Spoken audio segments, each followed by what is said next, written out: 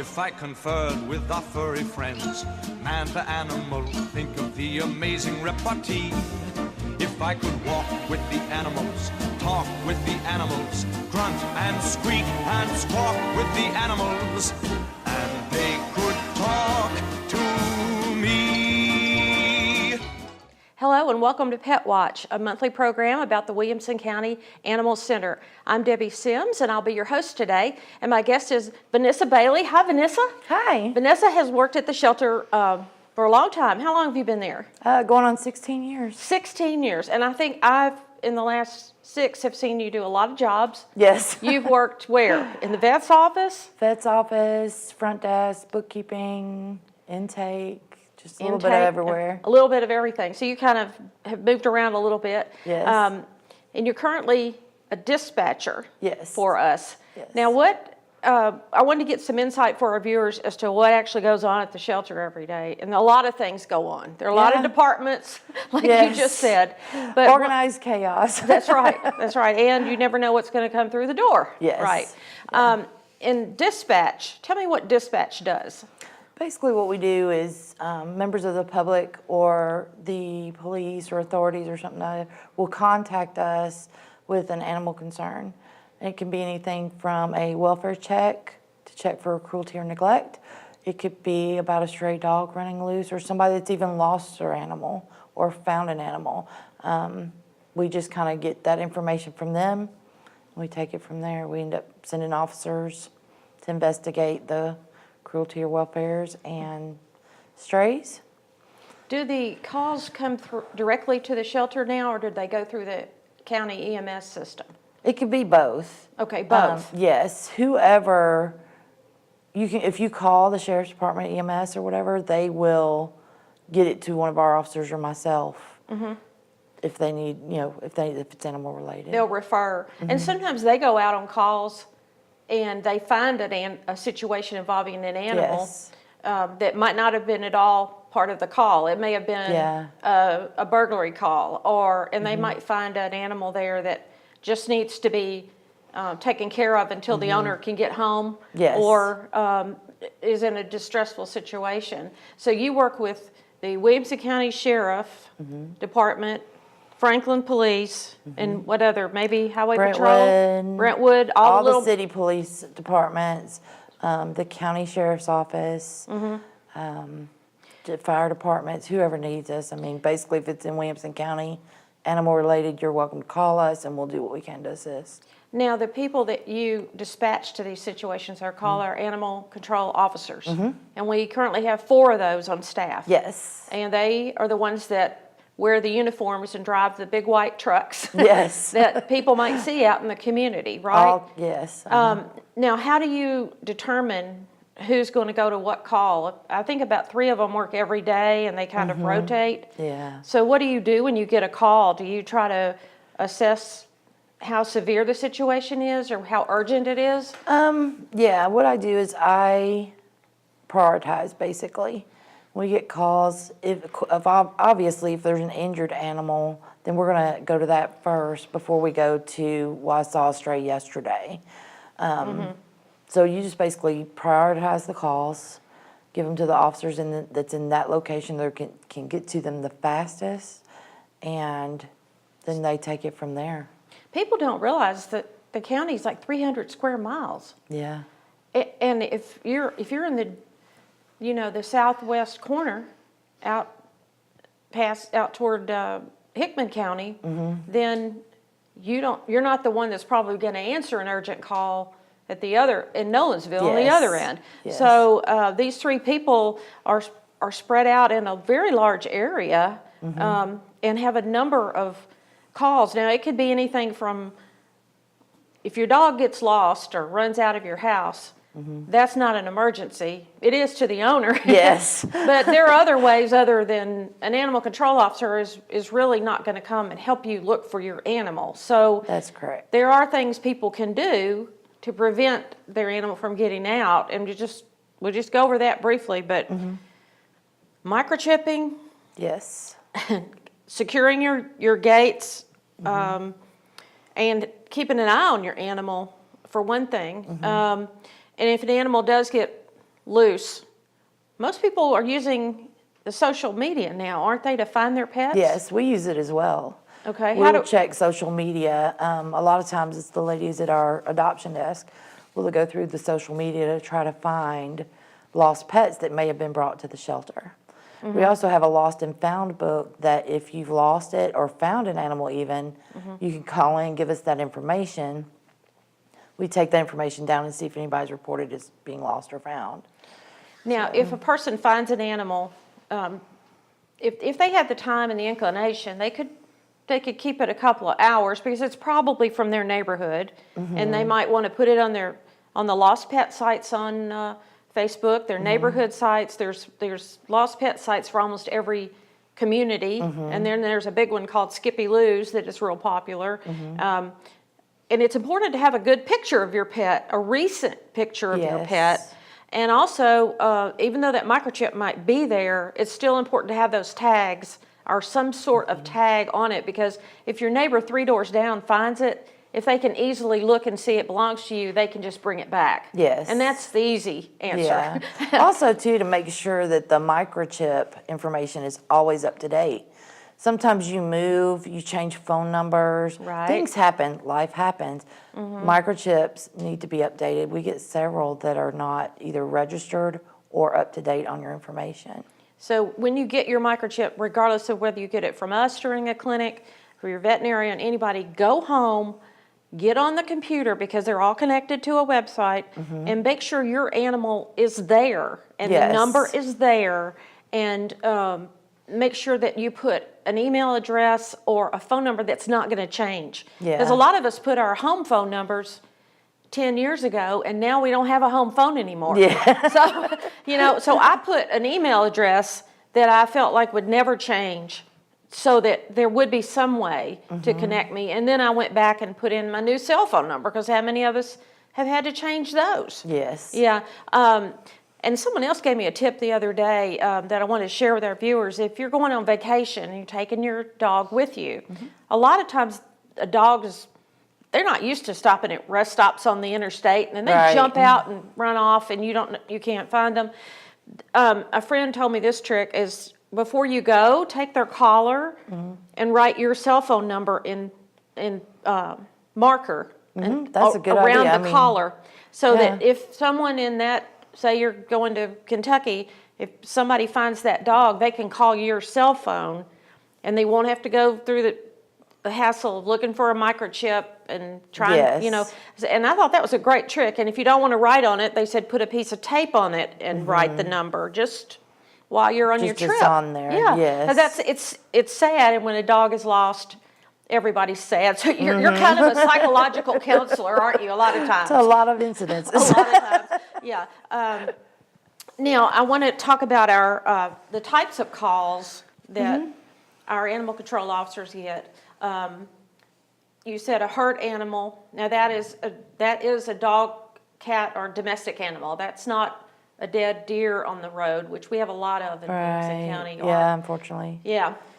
Those wildlife is handled by who? Well, wildlife, if it's sick or injured, you can call us and we can try to assist you in that. It's really important to educate yourself on rabies, though, because a lot of times we get that there's a raccoon out during the daytime walking down the ditch or whatever, but because it's out to the day, people think it's rabbit.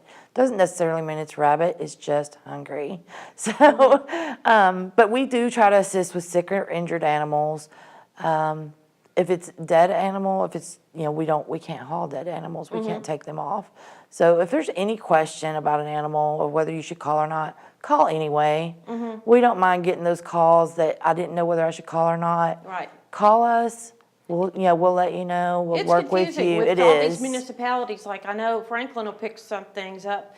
City of Franklin will pick up some things, but will the city of Thompson Station or Fairview do the same thing? I don't really know. So yeah, there's some confusion on that, I think. And I think basically the best thing to do for your area is call around to your sanitation departments, your landfills, stuff like that, to see who picks up what. Yeah. And you talked about rabies. This year I haven't heard of any cases, but we are in that season where rabies becomes to the forefront. When more people are outside, we're invading their territory. And in this area, it's mostly the raccoon that carries it, or what? Skunk. The skunk, Skunks. excuse me, the Yes, skunk. yeah. Okay, so it starts with the bats bite the skunk gets rabies, and then the skunk could interact with your dog, cat, or farm animals, and then you. So that's another thing about a skunk that is obviously walking in circles or stumbling. That's Falling over. An area you should call an ACO and say, I saw a skunk, or he's acting really weird, or he's just running around eating something or looking for food. He's okay. Yeah. But if they truly had rabies, it could be a serious thing. So as the animal center, our protection is to our cats and dogs, and they can be protected from rabies by an annual shot. That's correct. Okay, and that protects your family from pets, from dogs and cats. Yes. Giving it to the humans. It's a long chain of the disease passing, but why not? You know it can be prevented by giving your dogs and cats the proper shots. Other things you mentioned was if someone sees an animal that they believe is not getting adequate care, such as the requirements in our county are water and shelter. Yes. And our ACOs, our animal control officers, know what the more specific terms of that. If I live somewhere and every day I see a dog that in the winter, its water bowl's frozen over, or it doesn't have any shelter from the sun, what can I do as a citizen? You can call us. We will go out and check it out. If you call us, even if you're not sure if it's a neglect issue or a cruelty issue, if you're thinking, I feel like that animal needs more shelter or a shelter, or its water bowl stays froze up, we go out and basically we don't go out and we're going to cite you, we're going to do this. We go out and try to educate public and give them a chance to learn and do the right thing by the animal, because there's a lot of people that don't know the laws. So our first priority is the animals, but we really want to educate the owners on how to handle that situation and give them the opportunity to do it correctly. Well, I want to mention with the summer coming along that pets in cars are a real danger, and the temperature in the car, even when it's 70 degrees outside, can be 100 within 10 minutes. And we have a new law in Tennessee that a person can break the window of a vehicle if they believe the animal is in peril. But I want our viewers to know, first thing, call the local police. Yes. And say, there's an animal in this car, it's panting, and they don't have a lot of time. There are several steps you can take. Calling the police, if you're in front of a strip of stores, running each one, is anybody on this car? The dog is in distress and the window's going to be broken. So there are things to protect our citizens, sort of like Good Samaritan laws. Yes. And people should be aware. Call the authorities, then call animal control, and we're pretty serious about that. I mean, we are the voices, as people of the county, we are the voices for these animals that are in possible peril. I mean, it doesn't take long, and people walking their dogs on hot asphalt is another thing. Yeah, that can damage their paws. It could cause permanent damage. It doesn't take a long time for the asphalt to get 150, 160 degrees, and that's just on a 75, 80 degree day. Yeah. Doesn't take that long at all. So you just really want to try to stick to grassy areas, parks. Even in parks too, they still have to be on a leash unless it's specified dog park. Right. We're getting a lot of calls about people just taking their animals to the park, which is great, but they need to be on a leash for their safety as well as everybody else's. And if you want to let them loose, go to the dog park. Go to the dog park, where it's enclosed. There's usually a water source there. There's no asphalt, and I've seen a dog's skin peel right off its paws, and they say, put your hand down on the asphalt for 7 seconds, and if it feels too hot for your hand, then your dog shouldn't be walking on it, because they're not wearing shoes. Yes. So it is a serious thing. Well, Vinissa, we've learned a lot about dispatch and our animal control officers today, and I want to thank you for what you do, because I've heard you talk on the phone, and you are calming people down a lot and telling them that everything's going to be okay, and we'll send somebody out there. And I want people to know that if they do report someone, they will not be identified immediately and say, oh, well, so-and-so called us. That's not going to happen, because that deters people, doesn't it? Yeah, you can remain anonymous. We ask for your information, such as your name and phone number, in case an officer running this call has any further questions. But you can remain anonymous when you call. Let them know that, and they will make sure that your information does not get out. Okay, and the number is 790-5590. And the extension for dispatch is 3401. 3401, okay. Well, thank you again. Thank you, my pleasure. Oh, sure. I hope you enjoyed learning a little bit about our dispatch and our animal control officers today, and we'll be back in a moment with more Pet Watch. Staying on course without support is tough. With help from family and community, you get valuable support for recovery from a mental or substance use disorder. Join the Voices for Recovery. Visible, vocal, valuable. For confidential information on mental and substance use disorders, call 1-800-662-HELP. Brought to you by the U.S. Department of Health and Human Services.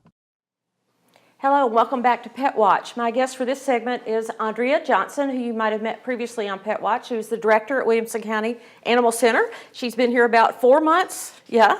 Just over 3, actually. Just over 3. Okay. So in that time, things have been moving very quickly. I came in at a fast time of year with kitten season beginning the end of March. So yeah, you know, we throw that term around, kitten season, and people just smile and say, "Oh, they're so cute," but it's really a problem. It really is. You know, we're pretty much overrun already, and it's going to get worse. I noticed when I walked into the shelter this morning, the kittens have moved to the lobby. So that means that we are out of space for them in kitten corner and have too many litters to house in there. So now we're housing them in the lobby as well. And they are cute, and they're so sweet, and it's hard not to want to take them all home, to be honest with you, because they're so cute. But this is really, if you were in the shelter day in and day out, it really punctuates the need for spay and neuter. Yeah, and the people who visit the shelter don't see the behind the scenes that right now there's 150 kittens in foster care.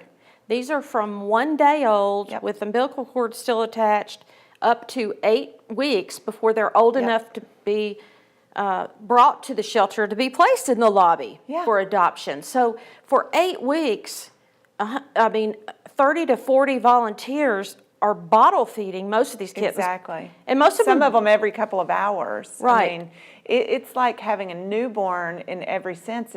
You're getting up in the middle of the night to feed these kittens, and of course, you know, you're feeding one at a time, and it is quite a laborious process for these foster moms who don't have the mother.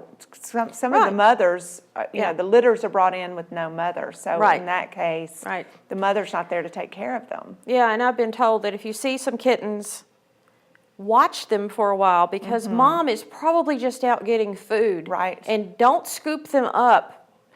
Please. Please, because they need to nurse. And yes, we need to get them to a safe place. And yes, you can call us and say, there are 6 kittens, they were born yesterday, so I know there's a mom, but I haven't seen her. Right. We can walk people through the ideas for trapping the mom and then scooping up the kittens and keeping them together in a safer place if that's what the person wants to do. But just grabbing the kittens alone, it's just such hard work. And my heart goes out to these people who, for 8 weeks, will feed kittens and have them live in their house. These people are really dedicated to saving these cats' lives. Absolutely. And so our community has to step forward and adopt. Yes. And right now we're giving a free second kitten to people when they buy adopt. one, get one free. Right. It's an instant playmate. It's a great idea. They they're the same age, they grow up together. Right. And kittens love to play. So if they do. have each other, it's better than having no one. So, Absolutely, because I don't know how many people out there have had a kitten in the past, but kittens like to jump on your head in the middle of the night. They don't, they don't know that it's not playtime. So when they have a playmate that can really keep them entertained, it is helpful if you have a place for 2 cats. yeah, that's good. The other things that have been going on at the shelter since you came is that we've hired a new vet. We have And- Dr. Green, Dr. Jenny Green, and she comes to us from a pet emergency clinic. So that's going to be a really helpful skill set to add to the shelter. We do get a lot of animals in who have been injured or hit by a car or whatever, brought in by citizens.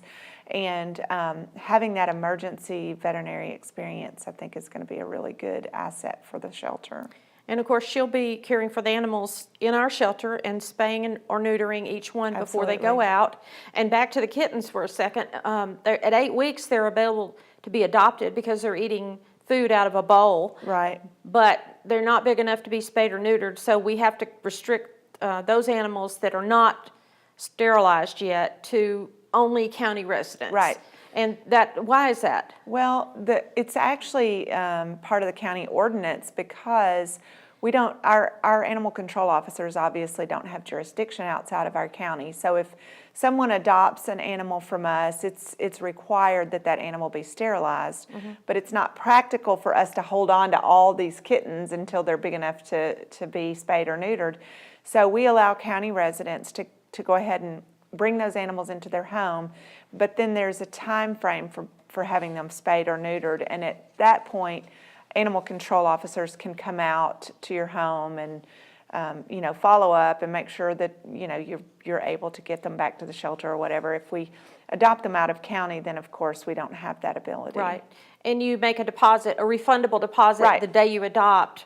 Yep. And you're given a date to come back for your spay neuter. So it is done at the Yes. shelter, and it's basically included in the adoption. Included in the adoption fee. So if you think about, right now, and we run different promotions throughout the summer, so you just have to check with the shelter. But right now, kittens are $50, but it's buy one, get one free. So it's a $25 adoption fee per kitten, and they come with all of their first shots, spay, neuter. I mean, that's kind of a deal in It's a Williamson real deal. County. Plus, we have a wide selection Yes. of colors and types. We do. I mean, we have white Siamese, torties, we have yes, everything. Tabbies. I mean, I'm amazed, honestly, because I've been around cats all my life, and some that have come in are a totally new look for me. So Yeah. Yeah. some that I've never seen before. So I know there's- the other day someone said, "What do you call that?" Because it was a fur combination that some of us hadn't seen before. Right. Yeah. Let's move on to a dog story. We had Wendy. Yes. The dog who was paralyzed from Yes. the waist down, and we were raising money for her wheelchair, which was kindly donated. Yes. And then in the meantime, Dr. Barry Fly in Nolensville Veterinary Hospital decided that the surgery might restore her feeling. Yes. So the surgery has happened, and you did. visited Yesterday. her yesterday. Now Yes. tell me how Wendy's doing. Well, it was so exciting to see Wendy yesterday because Wendy, anyone who's been following her story, she lived in my office for a couple of weeks, and she had absolutely no movement and very little feeling in the back from her waist down. But she was such a sweet dog. Everyone who met her fell in love with her. So when I went out to visit her yesterday, she can stand up and she can actually walk. Now she hasn't completely regained that muscle control, so her feet will cross and her back end will fall over. But when she gets going, her little back legs are running, and she's going to the bathroom on her own. And so Wow. if she didn't improve another ounce, she has a quality of life that she would never have known It's so much before. better than when she was just scooting herself across the floor in Absolutely. your office. I mean, she couldn't really go out. And when I would take her out to go to the bathroom, she would see other dogs and she would just scoot herself trying to get to them to play. And of course, she Wow. really couldn't. But now she scooting right along. And it takes a village because It does. the Animal Control Center does not have the funds for these types of surgeries. Right. So we made an appeal to the community who went above and beyond. Absolutely. I mean, it was within 48 hours, we had raised enough money for Wendy's surgery and some of her follow-up physical therapy. Right now, she's doing hydrotherapy. She's being fostered by one of the vet techs there at the veterinary hospital. So her world has expanded Yes, it's even expanded, more. and the young lady who's fostering her told me that she has 2 dogs and that Wendy loves one of her boxers. She has a boxer, and Wendy loves the boxer, and they curl up together, and that she does her hydrotherapy in the bathtub.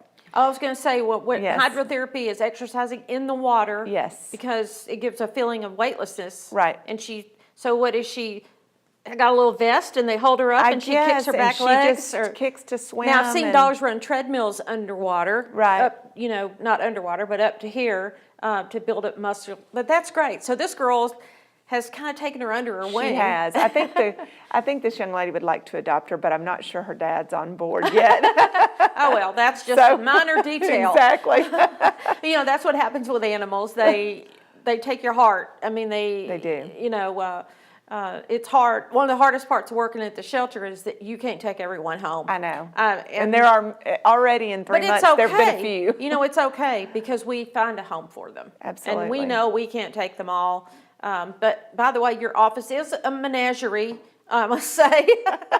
I thought you were going to have this office with no animals in it, and now it's like every day that I go there, there's something new, a new project animal, or one of yours. Well, yeah, sometimes you have a mine farm come. full, don't you? I do. I have 5 dogs, 2 cats, 4 goats, 2 horses. Yeah, and how are those new goats working out? Are they crazy? They're good. They're as fun as they look 2 like of on them YouTube. faint and 2 of them don't. 2 of them are fainting goats. 2 of them my. faint and 2 don't. So. Wow. Well, you do have quite a farm going on out there.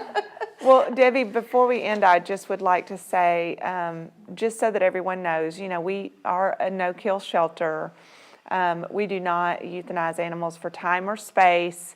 The only reason an animal would ever be euthanized with us is for extreme health or behavioral conditions. So I just want people to feel comfortable. I know it's a sad thing when you have to surrender an animal, but it's really the best place for the animal rather than a Craigslist or a Facebook giveaway or something like that. Yes, we've had quite a rash lately of things pop up on the internet which are alarming. Puppy for sale, and it is questionable where the puppy came from. Right. So not in Williamson County yet, but in surrounding areas, we've had dogs that have been stolen and then sold for money on things like Craigslist. So Right. anybody selling an animal is suspect. So always alert the authorities in your area because no public shelter wants that going on in Right. their area. And we don't have a lot of that. Right.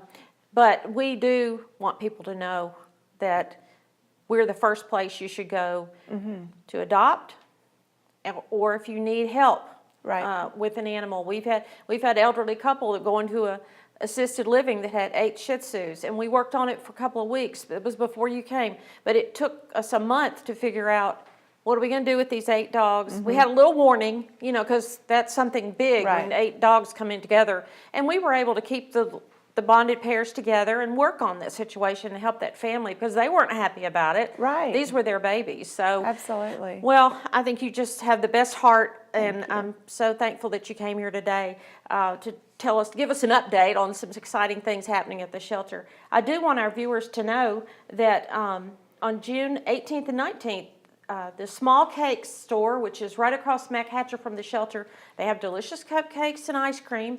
They will be having spirit nights to benefit our shelter on Monday and Tuesday, June 18th and 19th. If you mention the shelter, they will put your receipt in a jar, and we'll get a percentage of all of that. So please go to Small Cakes. They like animals, and they're supporting us on June 18th and 19th. That's all day, both days. And then our next rabies and microchip clinic will be June 30th at the shelter. I hope you enjoyed this edition of Pet Watch, and I thank you, Ondrea, for being here today and bringing us up to date. And I hope all of you will join us next month for another edition of Pet Watch. If I conferred with our furry friends, man to animal, think of the amazing repartee. If I could walk with the animals, talk with the animals, grunt and squeak and squawk with the animals,